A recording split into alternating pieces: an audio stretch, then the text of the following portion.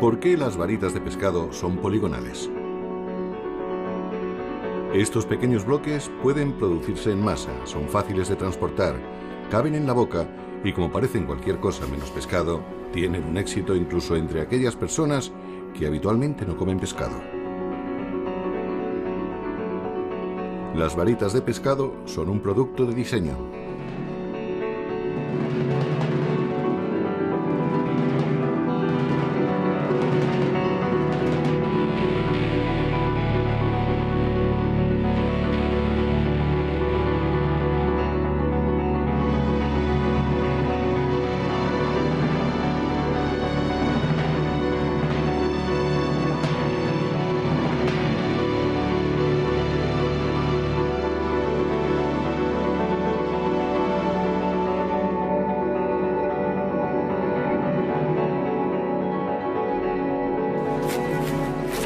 La naturaleza nos obsequia con gran variedad de alimentos completos, las dulces frutas, las verduras llenas de vitaminas, la nutritiva leche y la carne que nos proporciona proteínas están ahí para que las aprovechemos. Sin embargo, no nos conformamos con ello. Un melocotón, un tomate o un huevo crudo no nos resultan satisfactorios. Queremos más.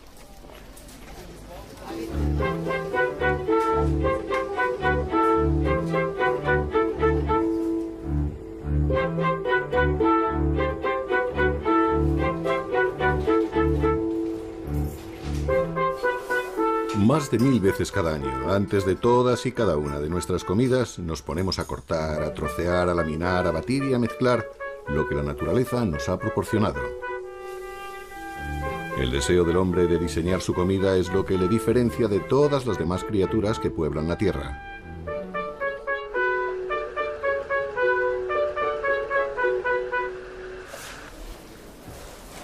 Llevamos miles de años siendo verdaderos diseñadores de alimentos. Un diseñador tiene que crear algo único y diferente. No estamos ahí para copiar aquello que ya existe. Si lo hiciéramos, nos habríamos equivocado de profesión. Estamos condenados a descubrir nuevos caminos, a abrir nuevas vías. Ingerimos el plato, no solo el alimento.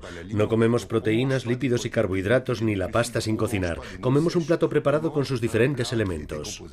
Podríamos quedarnos con los productos de los años 70 y 80 y decir que con eso es suficiente, pero la competencia es extrema. El mercado exige la continua presentación de productos novedosos.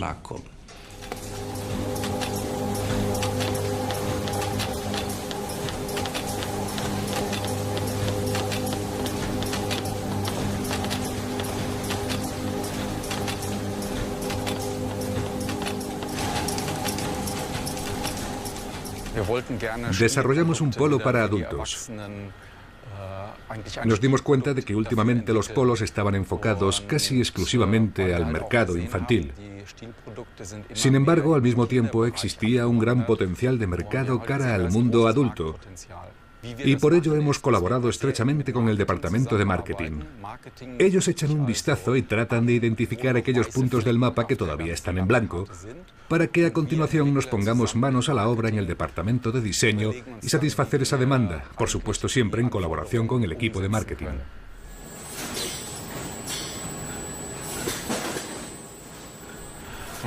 Vimos la necesidad de diseñar un formato especial para adultos.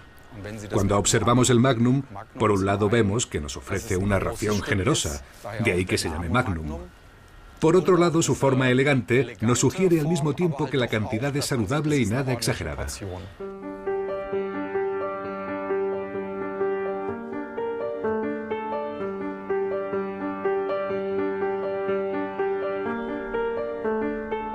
Cada año, 10.000 nuevos productos alimentarios son lanzados al mercado en Europa.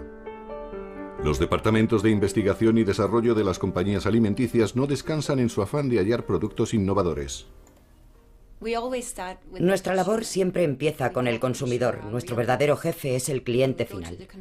Lo primero que hacemos entonces es abordar al consumidor y preguntarle por sus necesidades, sus sueños y sus deseos. Luego volvemos al centro de I+D y generamos ideas alrededor de ese deseo, tal vez enfocado hacia un producto que se pueda compartir, que se pueda abrir y volver a cerrar con facilidad, o un producto que simplemente haga reír. Bueno, un poco más. Vale. Christina Jacobsen y sus colaboradores inventan chocolates y dulces. Con la ayuda de una cámara y un ordenador intentan satisfacer los anhelos de los consumidores. Todos sabemos que la mejor manera de comunicar algo es a través de imágenes. Por eso visualizamos nuestras ideas en este laboratorio de imágenes. El proceso de visualización a menudo comienza partiendo de una imagen. El trabajo consiste en ceñirnos a las características que buscamos, en identificar cuáles son los rasgos importantes y entonces tomamos una imagen de Photoshop de un producto similar y empezamos a cambiar esa imagen en el ordenador. Pueden cambiar los colores, puede ser algo más ancho, más pequeño o de mayor tamaño, pero al final surge la idea que buscábamos y que luego ofreceremos al consumidor.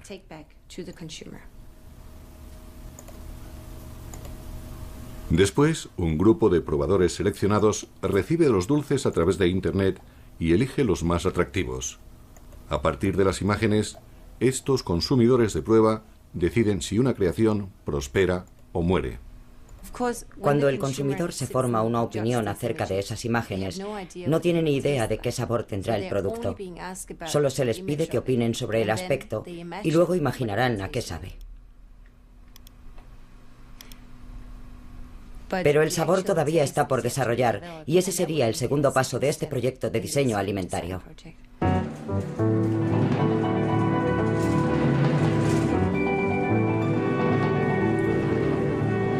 Después de innumerables reuniones, degustaciones, adaptaciones, cálculos y discusiones, el nuevo producto alimentario finalmente aparece en los estantes de los supermercados. Se tarda unos 6 meses en desarrollar un nuevo sabor y 2 años para crear una forma o apariencia novedosa. Y aún así, solo 1 de cada 20 nuevos productos alimenticios que se lanzan permanece en el mercado durante más de 2 años.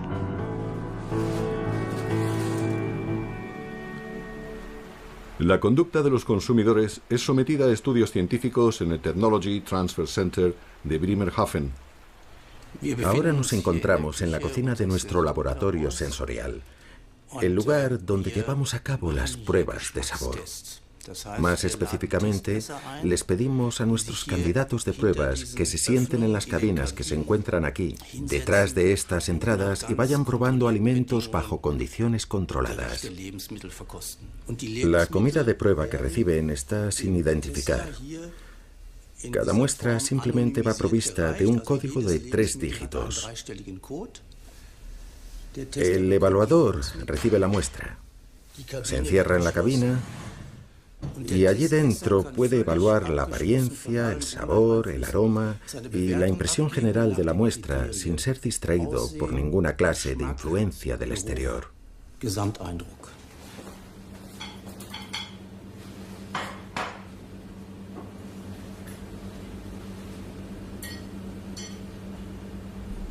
Lo que hacemos aquí, en este laboratorio, es recopilar datos. Por ejemplo, una muestra aleatoria del gusto alemán. Y esta muestra aleatoria es evaluada estadísticamente, de manera que podríamos decir que determinamos el gusto medio a través de las estadísticas. El diseñador alimentario se basa en estos datos para desarrollar un producto de éxito.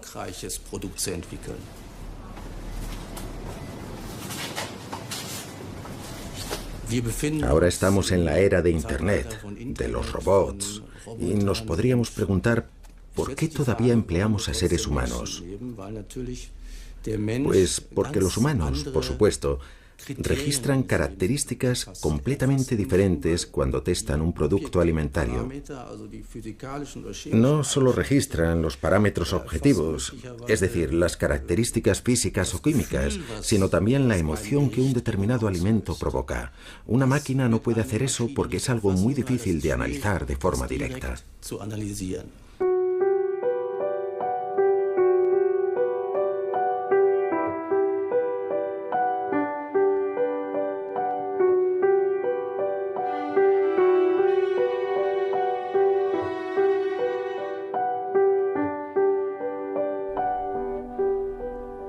La comida tiene que llamar a nuestros sentidos.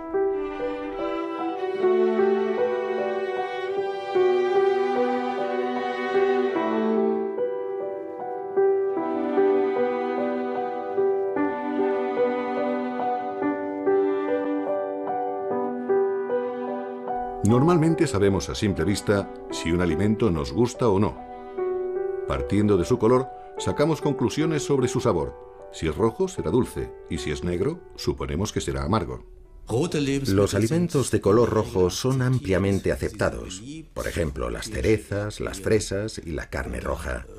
Los alimentos negros hacen pensar en deterioro y muerte, por lo que despiertan una asociación negativa. En otras palabras, la psicología del color juega un papel extremadamente importante, tanto en la evaluación directa como a la hora de comprar un alimento.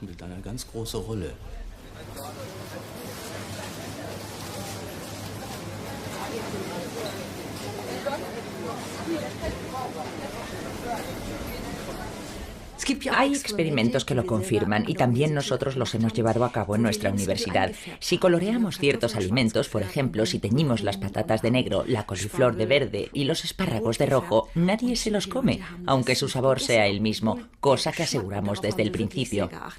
Nadie quiso ingerir esos alimentos porque lo que asociaban con el sabor era completamente diferente a lo que cabía esperar con esa comida en concreto.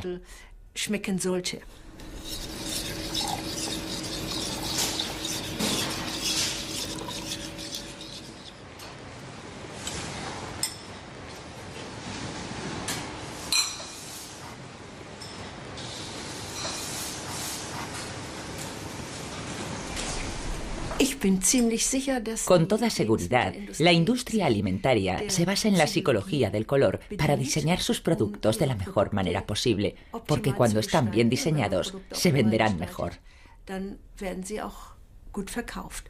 Ellos quieren que les entreguemos nuestro bien más preciado, nuestro dinero, y por lo tanto nos tendrán que dar algo bueno a cambio.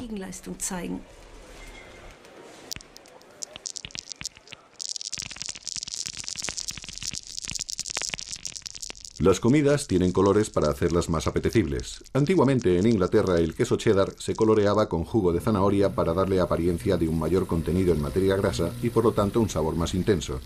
Tendemos a pensar que la mantequilla más amarilla y el zumo de naranja más anaranjado sabe mejor. Y después de muchos años de tomar helado de vainilla de color amarillento, nos sorprende descubrir que la vainilla en realidad es negra.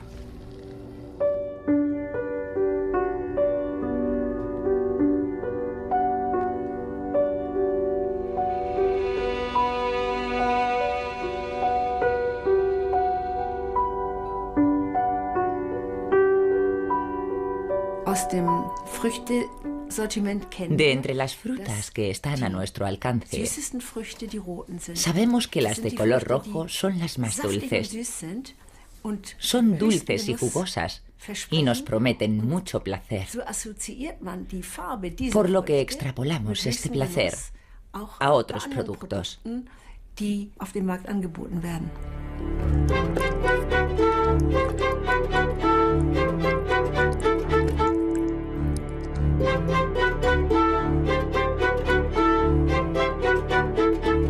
De esta manera, no sorprende que según las encuestas los consumidores prefieran con creces las gominolas rojas a las de otros colores. Muchos productores ya han reaccionado ante esta preferencia, presentando en sus envases el doble de ositos rojos que de blancos, amarillos, naranjas o verdes. Los ositos rojos definitivamente son mayoría.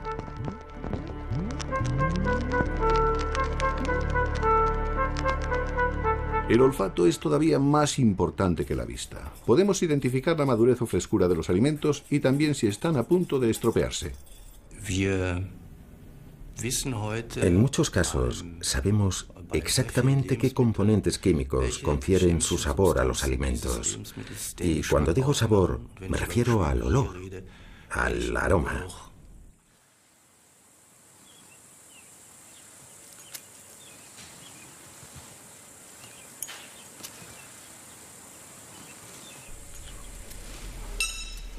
Estamos buscando la mezcla perfecta para crear el perfume de los bosques de Viena en el verano.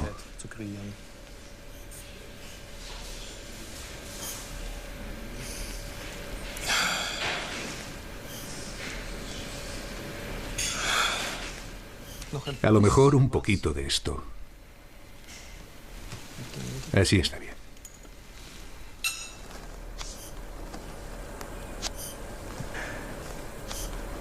Ahora tiene una agradable nota forestal con suaves matices florales, casi un poco dulzones, de manera que nos recuerda al verano. Muy bien. Los olores pueden ser seductores o repulsivos. De hecho, el sabor surge en nuestra nariz. Nuestra lengua y paladar solo pueden identificar 4 sabores: dulce, ácido, salado y amargo. La nariz hace el resto.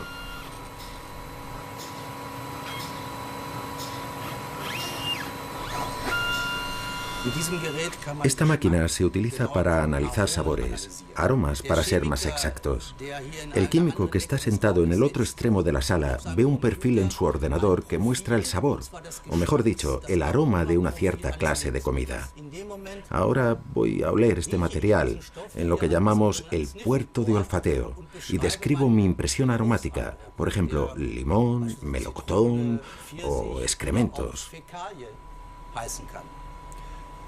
Y al final de este análisis tenemos una gama completa de olores identificados y explicados por un ser humano. En otras palabras, hemos analizado el sabor. Pero, ¿qué significa eso para el desarrollo de alimentos en el futuro? Utilizando órganos gustativos y olfativos, pronto seremos capaces de producir cosas a partir de los datos informáticos. Eso ya es posible en cuanto a los aromas. Se puede sintetizar prácticamente cualquier olor de manera artificial. Definitivamente eso se extenderá a gran escala, aunque tal vez no en un futuro inmediato. Bien, aquí estamos haciendo un mundo dulce con un bizcocho de chocolate ahumado y lo decoramos con gajos de naranja. Luego llenamos este globo de humo. Y ahora lo colocamos encima.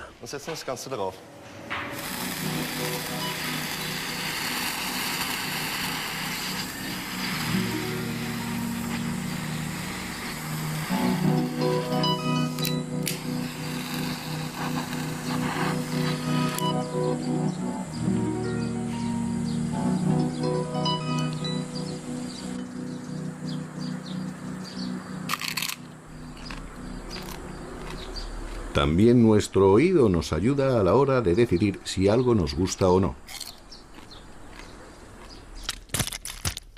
Los cornflakes o las patatas fritas saben especialmente bien cuando crujen de forma audible en el momento de morderse. Una patata frita silenciosa la rechazaríamos de inmediato. Nuestro oído nos dice que está vieja y blanda.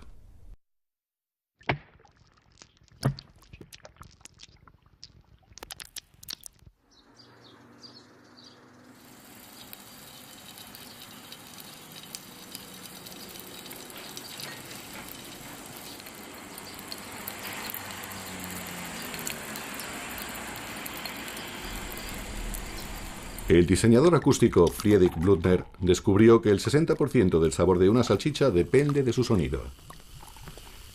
Incluso con los ojos cerrados podemos diferenciar una cerveza fría de una cerveza caliente simplemente por el sonido.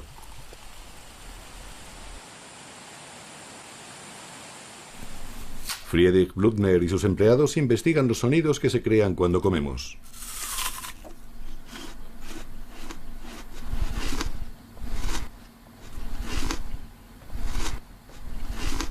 Cuando se muerde un trozo de pan a la brasa, se escucha un sonido muy característico. Es muy crujiente en el caso de una rebanada fresca, recién sacada de la bolsa, muy perceptible, y a medida que lo vas masticando, el sonido se vuelve más cálido, más blando, más agradable, hasta volverse casi inaudible en el momento de tragar.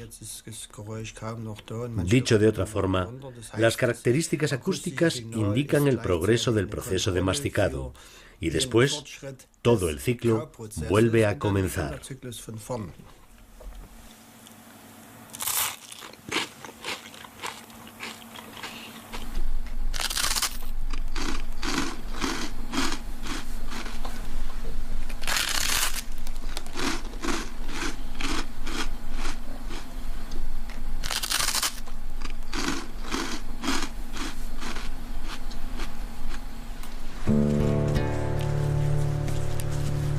Masticar parece toda una sinfonía. El sonido que los humanos y animales hacen al masticar proporciona información acerca de si les gusta el sabor de lo que comen y en qué medida. Cuando observas a un animal mientras está comiendo, te das cuenta de que el proceso, después de un tiempo, adquiere un ritmo propio. El masticado se vuelve regular. El animal se calma y se producen ciclos individuales. Y parece que eso le resulta placentero al animal. Esa observación para nosotros es de extrema importancia. Blüthner descubrió que el sonido es lo que nos indica que hemos masticado la comida el tiempo suficiente y que ya está lista para ser tragada.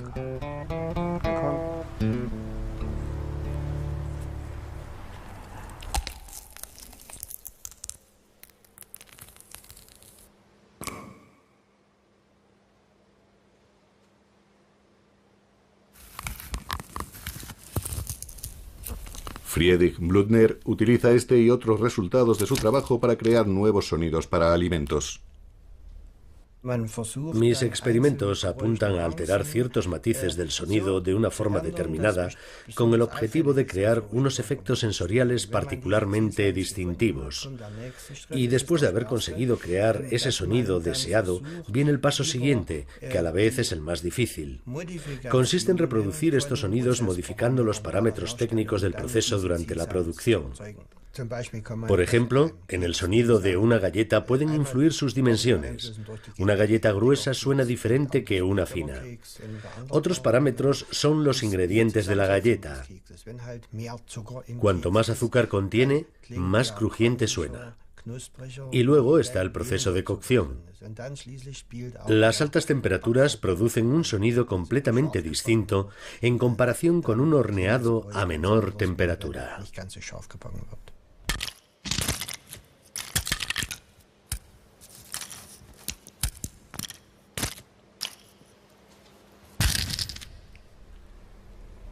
En lo que nos concierne como consumidores, deseamos escuchar que nuestros alimentos son frescos y nutritivos, pero nuestro oído no es el único órgano que analiza la calidad de la comida.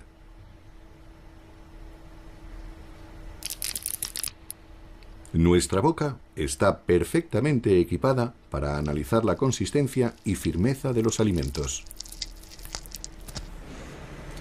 Bien, esta barrita de chocolate se quebró a unos 38 newtons de fuerza. La consistencia de toda una serie de alimentos puede ser optimizada con la ayuda de máquinas como el analizador de texturas y el farinógrafo. Gracias a nuestros instintos, somos capaces de distinguir entre alimentos maduros y verdes, frescos y podridos.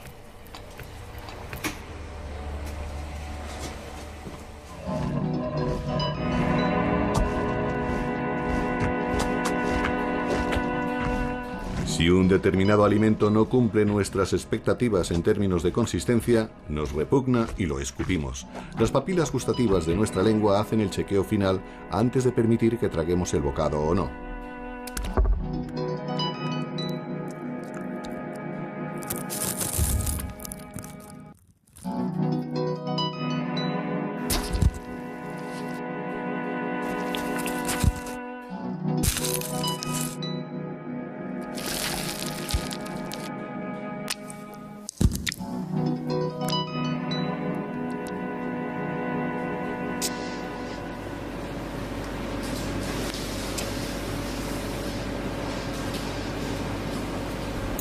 El 60% del gusto que percibimos comiendo tiene que ver con la consistencia.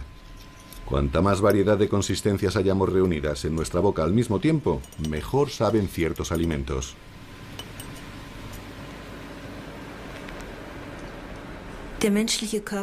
La superficie del cuerpo humano está cubierta de gran número de diminutos receptores de presión, dolor y temperatura, pero la mayor parte de ellos se encuentra en el área final de nuestro tracto digestivo y en los órganos sexuales.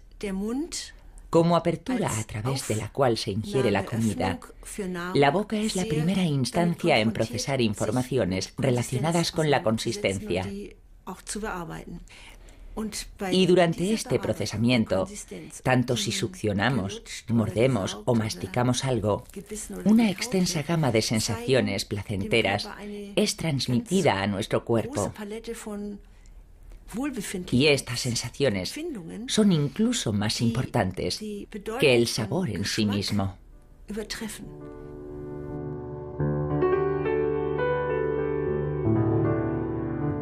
La variación del grado de firmeza es el secreto del éxito de muchos bombones y dulces, bien cubiertos de avellana troceada o de chocolate, bien con un relleno cremoso y una avellana entera en el centro. Algunos dulces tienen hasta 5 texturas diferentes en un solo bocado. La industria alimentaria trata de combinar sólido y líquido en un mismo producto, de manera que sea atractivo y al mismo tiempo mantenga su forma.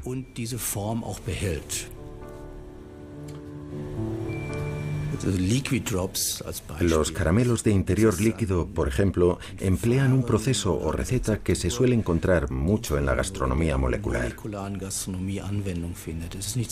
No son otra cosa que un alimento o componente líquido o licuado al que se le ha dado forma esférica y se ha encapsulado en calcio.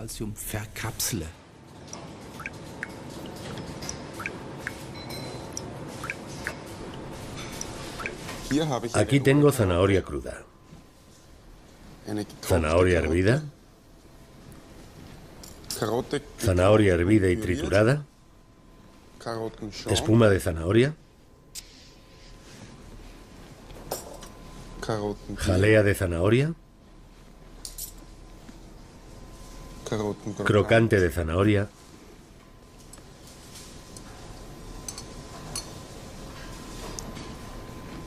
y caviar de zanahoria.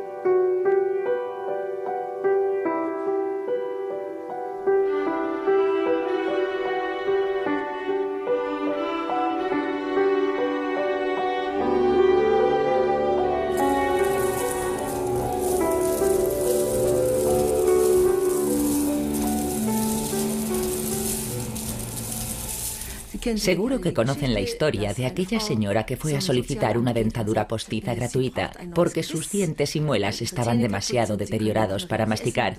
Y en su lugar, la asistenta social le concedió 7 euros para comprarse una batidora. En otras palabras, todo lo que comía tenía que ser en forma de puré, de modo que fue privada de todo el placer de morder y masticar. Hicimos una serie comparativa de ketchup orgánico contra ketchup convencional. El ketchup orgánico al principio fue rechazado unánimemente porque en la boca tenía una textura poco familiar. A los probadores, los diminutos trozos de tomate que contenía les resultaban repugnantes y su descripción en la mayoría de casos era que se había estropeado o se encontraba en mal estado.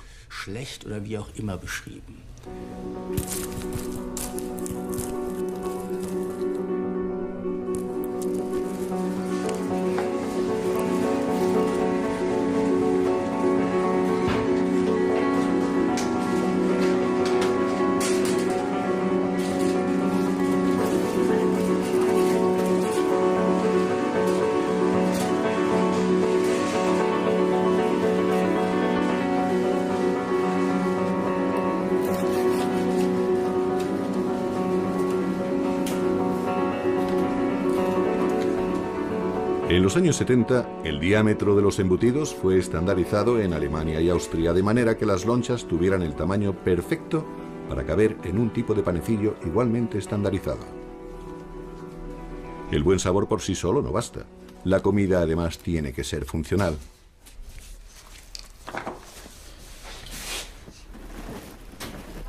El diseñador de alimentos Stéphane Digaud de París se dedica sobre todo a los aspectos prácticos de la comida.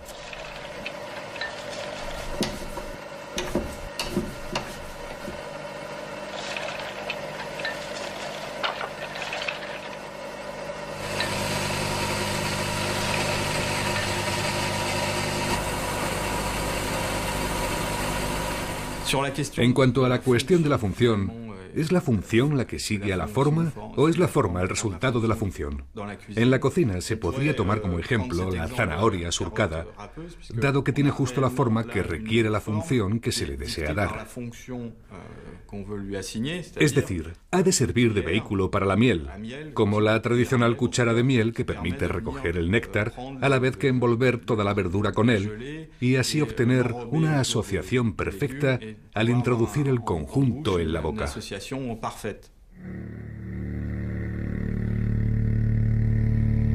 También los productos tradicionales tienen éxito gracias a su funcionalidad. Algunos tipos de pasta, por ejemplo, son capaces de retener grandes cantidades de salsa gracias a su forma. Actúan como pequeñas cucharas. Las estrías de ciertos macarrones funcionan como el perfil profundo de los neumáticos de invierno. Y las patatas fritas se hunden en el ketchup semilíquido como dedos.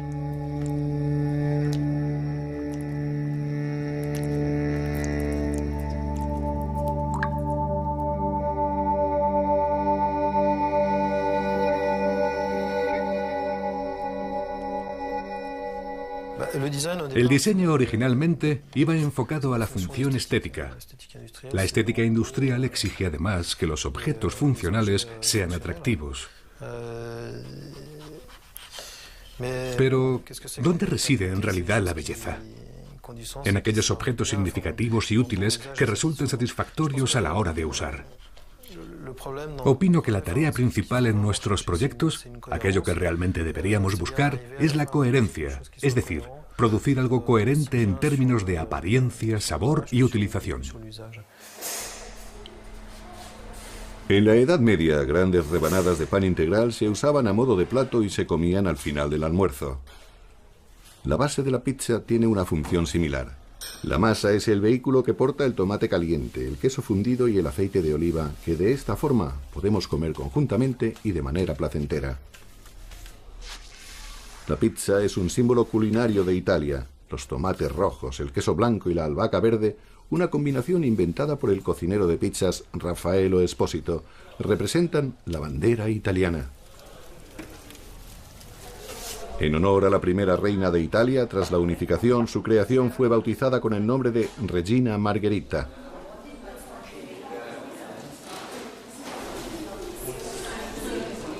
Los grandes quesos redondos pueden trasladarse fácilmente rodando como barricas de vino. Los panes con forma de rosca, como los bagels o los simis turcos, pueden ensartarse en una cuerda y ser transportados en cantidades de 10 o más con una sola mano. Ahora vivimos en una sociedad móvil, lo cual conlleva una serie de connotaciones, desde luego. Un ejemplo sería el índice creciente de movilidad que se integra en el diseño de los alimentos. Hoy en día comemos sobre la marcha, en el coche, en la oficina o mientras vemos la televisión, sin platos ni cubiertos. Por eso optamos por envolver los alimentos calientes, grasientos o con salsas en un panecillo o alguna masa. Así lo podemos coger con la mano con toda facilidad. En el siglo XIX, los barcos de inmigrantes de la línea Hamburgo-Nueva York transportaban miles de personas que colocaban su comida entre dos mitades de un panecillo para poderla comer en cubierta con más facilidad. Casi con seguridad, fue así como el simple filete ruso, la especialidad del norte de Alemania, acabó convirtiéndose en una hamburguesa. La idea de combinar carne y pan en un paquete manejable la tuvo supuestamente el cuarto conde de Sandwich. Como jugador de cartas apasionado, pidió que le sirvieran la cena entre dos rebanadas de pan para no tener que interrumpir la partida de póker que estaba jugando. Su cocinero dispuso un relleno entre dos rebanadas de pan blanco y desde entonces el conde es considerado el inventor del sándwich.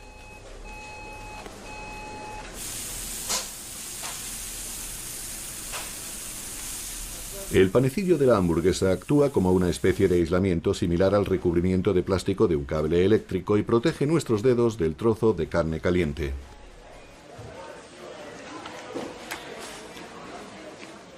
Un ejemplo sería la clásica madre que quiere darle una alegría a su hijo y al rato el niño vuelve con los dedos manchados y la ropa sucia.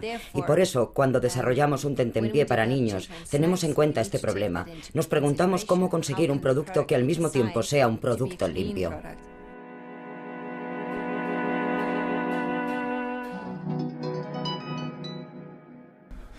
Desde luego, la situación en la que ingerimos un determinado alimento es un factor importante en el desarrollo del producto y es uno de los parámetros que nos tiene que proporcionar el departamento de marketing. ¿En qué tipo de lugar se va a consumir el helado? Examinamos el comportamiento del helado, cómo se derrite, durante cuánto tiempo permanece en el palo, de manera que podemos estar seguros de que no se va a caer al suelo ni siquiera en el caso de un consumidor lento.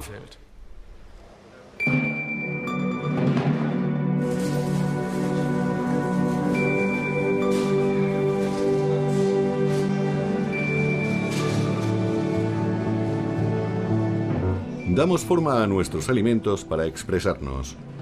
Comemos valores, tradiciones y símbolos.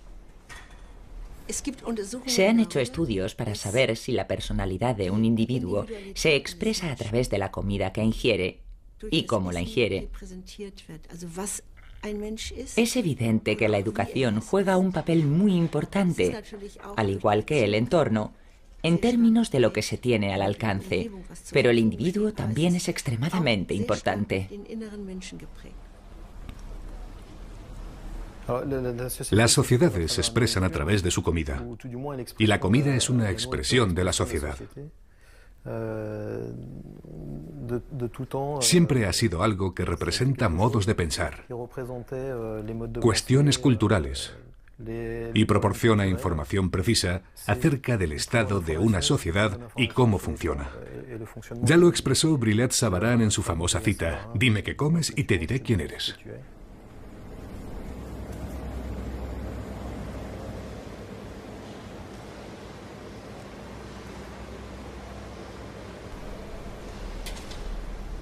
Consumimos símbolos nacionales, símbolos de amor, símbolos sexuales y alimentos con connotaciones religiosas.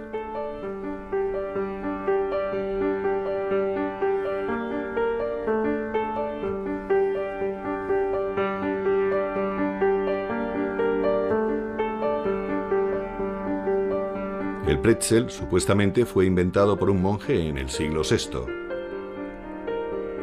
El croissant de hoy en día fue inventado hace más de 2000 años, probablemente como sacrificio a la antigua diosa lunar Selena. En ciertas ocasiones especiales, los paganos se cortaban el cabello y lo sacrificaban a los dioses. Las trenzas de pelo más tarde fueron sustituidas por trenzas de pan.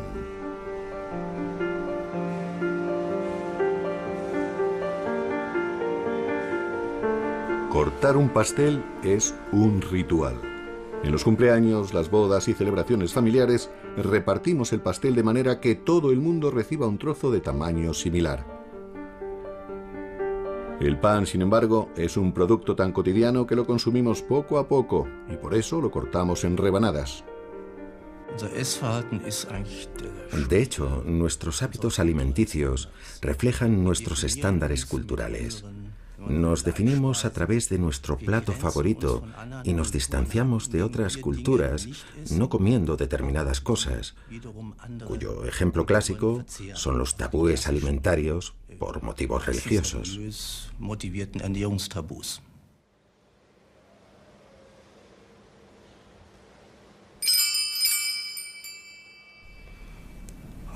Las diferencias culturales a veces también se manifiestan en el consumo de cosas que resultan algo chocantes.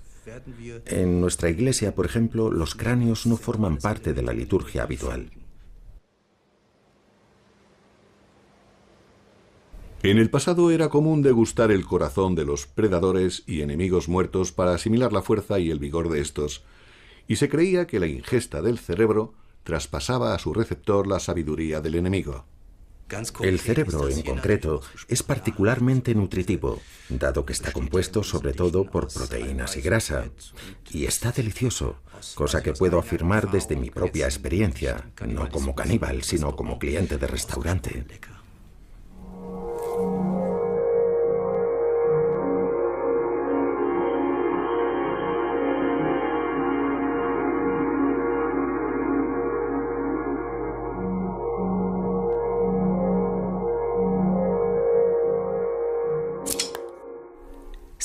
Hay personas que comen penes o testículos de otros humanos o animales. El consumo de testículos es muy común en la región mediterránea. Aparte de su valor nutricional, esta costumbre también conlleva un determinado significado. El ejemplo más extremo es el perrito caliente, un símbolo totalmente sexual. La salchicha entre los labios de la vagina, el pene rodeado por el panecito.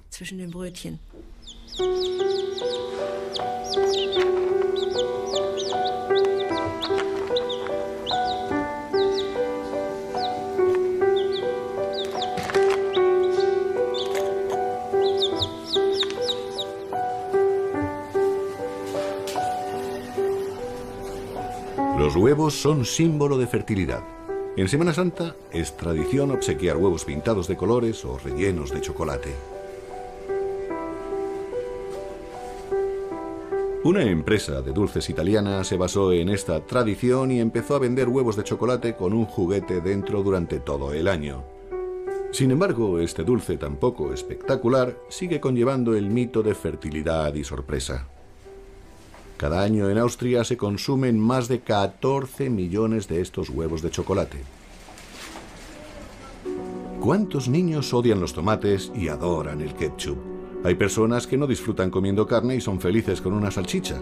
Otras nunca probarían el pescado natural, pero no tienen inconveniente en comer varitas de merluza.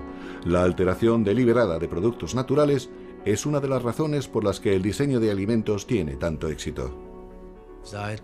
Llevamos miles de años procesando nuestra comida, calentándola, colocándola dentro o encima del fuego, procesándola con técnicas bioquímicas a través de fermentación, queso, vino, pan, etc. Y de esta manera obtenemos algo bastante distinto del producto natural original. En Bélgica, los peces de tamaño pequeño se solían freír recién pescados. Cuando la pesca era escasa o los ríos estaban helados, en lugar de peces se freían patatas cortadas en tiras de tamaño similar al pescado. Según la leyenda, este sustituto se convirtió en las famosas patatas fritas, de las que solo en Alemania se consumen más de 300.000 toneladas al año.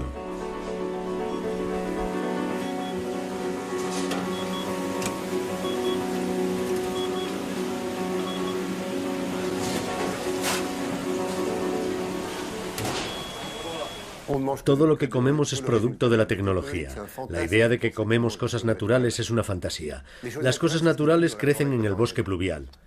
Esto no existe en la selva, y esto tampoco existe en la selva. Nuestras vacas han sido criadas mediante selección durante miles de años.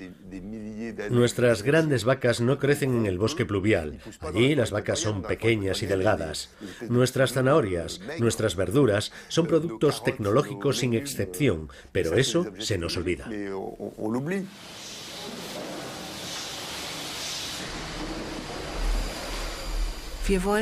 No queremos encontrarnos los alimentos en su estado natural en nuestro plato.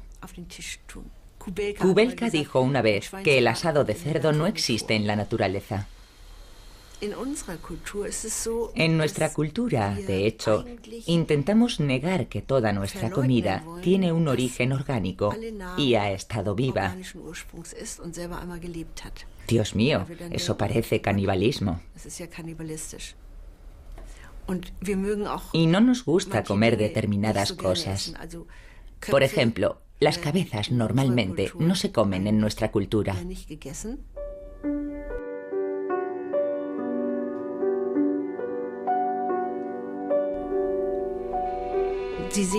La gente no se da cuenta de que su comida proviene de un animal con costillas, columna vertebral y patas. Solo ven pequeños trozos. Si tienen suerte, todavía queda algún hueso, pero normalmente no es el caso. Lo que comemos es la carne tal cual, sin poder distinguir si es de cerdo, de asno, de conejo o incluso de perro.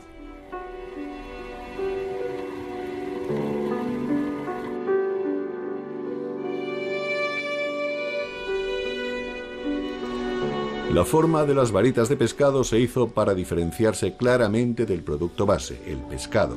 Los polígonos no existen en la naturaleza y precisamente por eso las varitas de pescado tienen tanto éxito. Solo en Austria se consumen cada año 38 millones de unidades. Estoy haciendo una varita de pescado partiendo de un rodaballo. Primero lo envuelvo en harina. Después lo paso por huevo batido. Y finalmente lo empano con pan rallado antes de freírlo en aceite.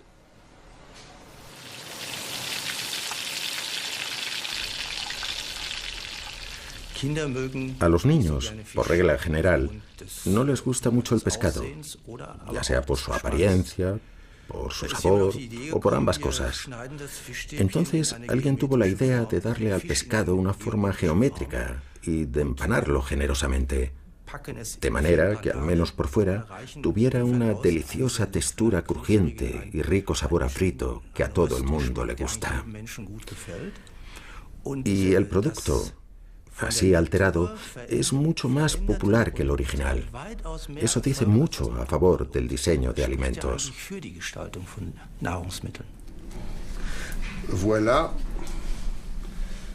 Aquí tenemos un objeto, un nuevo producto alimenticio. No nos va a hacer ganar ningún galardón porque es muy simple. Ahora mismo no es más que dulce, de color naranja y con una textura muy densa. Tanto la sustancia como la función de un alimento pueden ser transformados para crear un objeto determinado. Para eso está el diseño, o al menos eso es lo que yo entiendo por ello.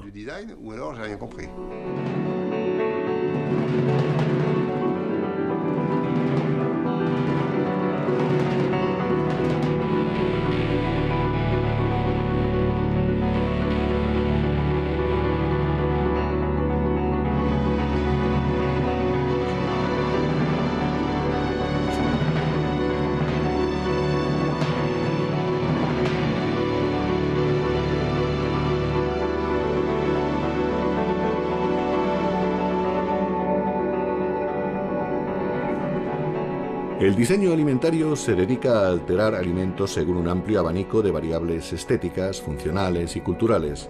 Un producto alimenticio de éxito no lo es solo por su rico sabor, sino porque a la vez cuenta una historia, encierra una serie de significados, son mucho más de lo que a primera vista parecen ser. Comida y mito. Este es el tema de muchos debates.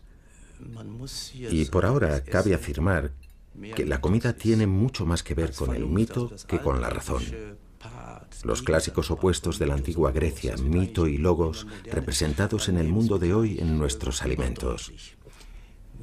Comemos, pero por encima de todo consumimos, porque absorbemos el mito de la salud, el mito de la belleza, el mito de lo natural, el mito de que le pago un precio justo al productor o al agricultor, el mito de estar contribuyendo a la sostenibilidad no comiendo ciertas cosas, no comiendo carne, comiendo alimentos producidos con un menor gasto energético, etc. Hay mitos para todos los gustos, y cuando los examinamos más de cerca, algunos resultan ser mera ficción o se quedan en el plano de la sensualidad. Y lo contrario de ello sería el logos, la razón. Y aunque pueda sonar algo incómodo, nadie desea realmente eliminar estos componentes sensuales e irracionales de la comida. Nadie quiere que el proceso se vaya apartando de las cualidades sensoriales. Me encanta que las cosas sean así, porque la comida ha sido, es y será cada vez más sensual. Un proceso que en parte está impulsado y apoyado por el mito.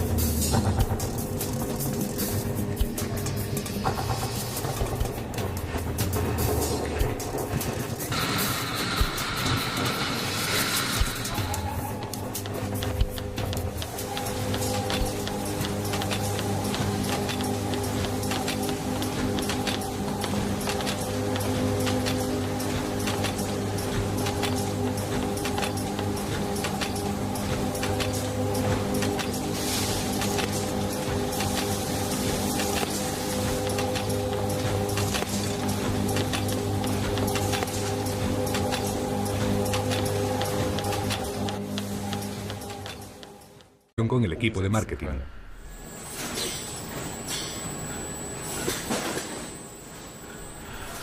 Vimos la necesidad de diseñar un formato especial para adultos. Cuando observamos el Magnum, por un lado vemos que nos ofrece una ración generosa, de ahí que se llame Magnum. Por otro lado, su forma elegante nos sugiere al mismo tiempo que la cantidad es saludable y nada exagerada.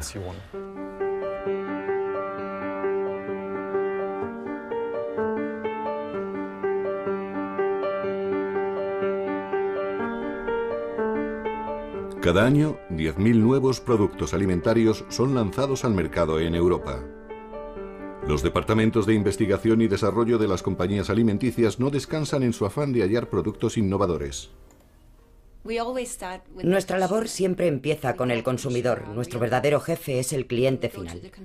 Lo primero que hacemos entonces es abordar al consumidor y preguntarle por sus necesidades, sus sueños y sus deseos. Luego volvemos al centro de I+D y generamos ideas alrededor de ese deseo, tal vez enfocado hacia un producto que se pueda compartir, que se pueda abrir y volver a cerrar con facilidad, o un producto que simplemente haga reír. Nos habríamos equivocado de profesión. Estamos condenados a descubrir nuevos caminos, a abrir nuevas vías. Ingerimos el plato, no solo el alimento. No comemos proteínas, lípidos y carbohidratos ni la pasta sin cocinar. Comemos un plato preparado con sus diferentes elementos. Podríamos quedarnos con los productos de los años 70 y 80 y decir que con eso es suficiente, pero la competencia es extrema. El mercado exige la continua presentación de productos novedosos.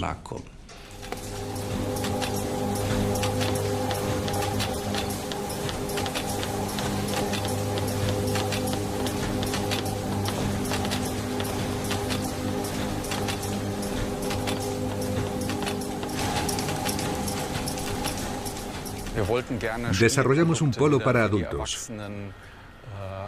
Nos dimos cuenta de que últimamente los polos estaban enfocados casi exclusivamente al mercado infantil.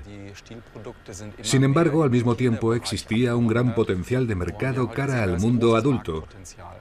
Y por ello hemos colaborado estrechamente con el departamento de marketing. Ellos echan un vistazo y tratan de identificar aquellos puntos del mapa que todavía están en blanco, para que a continuación nos pongamos manos a la obra en el departamento de diseño y satisfacer esa demanda, por supuesto siempre en colaboración. Bueno, un poco más. Vale. Christina Jacobsen y sus colaboradores inventan chocolates y dulces. Con la ayuda de una cámara y un ordenador intentan satisfacer los anhelos de los consumidores.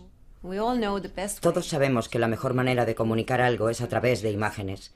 Por eso visualizamos nuestras ideas en este laboratorio de imágenes. El proceso de visualización a menudo comienza partiendo de una imagen. El trabajo consiste en ceñirnos a las características que buscamos, en identificar cuáles son los rasgos importantes y entonces tomamos una imagen de Photoshop de un producto similar y empezamos a cambiar esa imagen en el ordenador. Pueden cambiar los colores, puede ser algo más ancho, más pequeño o de mayor tamaño, pero al final surge la idea que buscábamos y que luego ofreceremos al consumidor.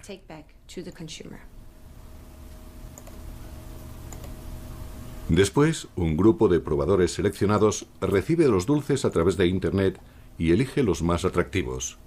A partir de las imágenes, estos consumidores de prueba deciden si una creación prospera o muere. Cuando el consumidor se forma una opinión acerca de esas imágenes, no tiene ni idea de qué. La naturaleza nos obsequia con gran variedad de alimentos completos, las dulces frutas, las verduras llenas de vitaminas, la nutritiva leche y la carne que nos proporciona proteínas están ahí para que las aprovechemos. Sin embargo, no nos conformamos con ello. Un melocotón, un tomate o un huevo crudo no nos resultan satisfactorios. Queremos más.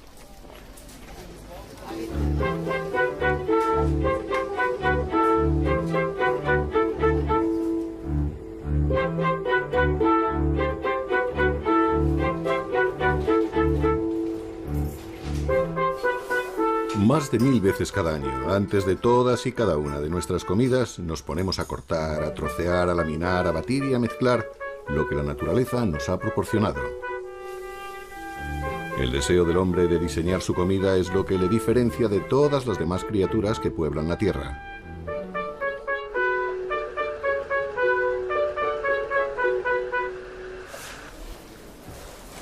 Llevamos miles de años siendo verdaderos diseñadores de alimentos. Un diseñador tiene que crear algo único y diferente. No estamos ahí para copiar aquello que ya existe. Si lo hiciéramos...